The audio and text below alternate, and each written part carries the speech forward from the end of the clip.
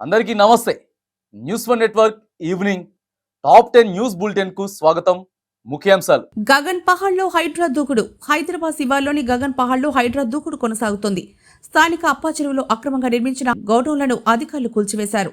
చెరువుల బఫర్ జోన్లలో నిర్మాణాలకు అనుమతులిచ్చిన 6 అధికారులపై సైబరాబాద్ పోలీసులు కేసు నమోదు చేశారు. కాలేజీ హాస్టల్లో విద్యార్థిని సూసైడ్. నిజామాబాద్ జిల్లా రుద్రూర్ వ్యవసాయ పాలిటెక్నిక్ కళాశాల విద్యార్థిని రక్షిత హాస్టల్లో ఊరేసుకుని ఆత్మహత్యకు పాల్పడింది. విద్యార్థిని హాస్టల్లో చేరిన 5 రోజుల్లోనే ఆత్మహత్య చేసుకోవడం సంచలనంగా మారింది. సిఐ జయేష్ రెడ్డి సంఘటనా స్థలాన్ని పరిశీలించారు. కొండ చర్యలు విరిగిపడి 4 మృతి. ఆంధ్రప్రదేశ్లోని విజయవాడ మొగల్ రాజపురంలో కొండ చర్యలు విరిగిపడిన ఘటనలో 4 మృతి చెందారు. మరో 5 తీవ్రంగా గాయపడ్డారు. సంఘటనా స్థలంలో రెస్క్యూ ఆపరేషన్ కొనసాగుతోంది. సీఎం చంద్రబాబు అక్కడి పరిస్థితులపై సమీక్ష నిర్వహించారు. తెలుగు రాష్ట్రాల్లో కుండపోత వర్షం కురుస్తోంది.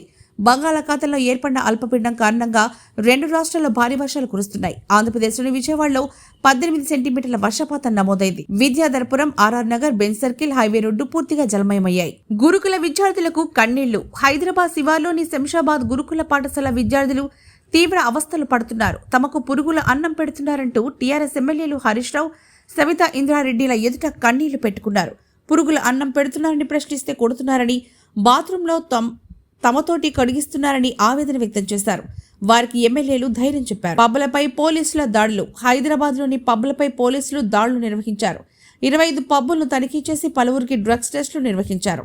వారిలో 5 పాజిటివ్ రావడంతో అదుపులోకి తీసుకుని విచారిస్తున్నారు. డ్రగ్స్ మూలాలు ఎరవేసేందుకు దాడుల్లో నిర్వహిస్తున్నట్లు పోలీసులు తెలిపారు. హైడ్రా తీరుపై కేంద్ర మాజీ మంత్రి ఆగ్రహం. హైడ్రా తీరుపై కేంద్ర మాజీ మంత్రి కాంగ్రెస్ నాయకుడు పల్లంరాజు తీవ్ర ఆగ్రహం వ్యక్తం చేశారు. తన సోదరుడు ఆనంద్కు చెందిన స్పోర్ట్స్ విలేజ్కు ఎలాంటి నోటీసులు ఇవ్వకుండానే హైడ్రా కూల్చివేయడం దారుణమన్నారు. తమపై కబ్జా ఆరోపణ చేయడం బాధించిందని ఆవేదన వ్యక్తం చేశారు. ఏఐసీసీ కార్యదర్శుల నియామకం.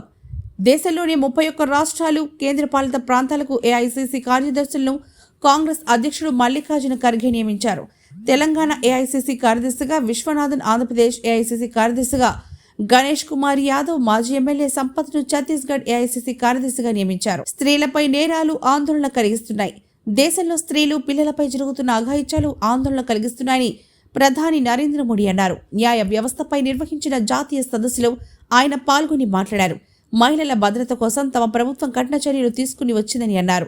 ప్రజలు ఆందోళన చెందవద్దని విజ్ఞప్తి చేశారు. పారా ఒలింపిక్స్ లో గోల్డ్ సాధించిన అవని.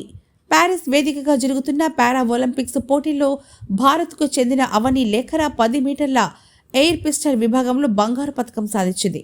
ఈ విభాగంలో ఆమె 3 గోల్డ్ మెడల్స్ సాధించిన తొలి భారత్ మహిళగా రికార్డు సృష్టించారు. తదుపరి తాజా వార్తల కోసం చూస్తూనే ఉండండి న్యూస్ వన్ నెట్వర్క్.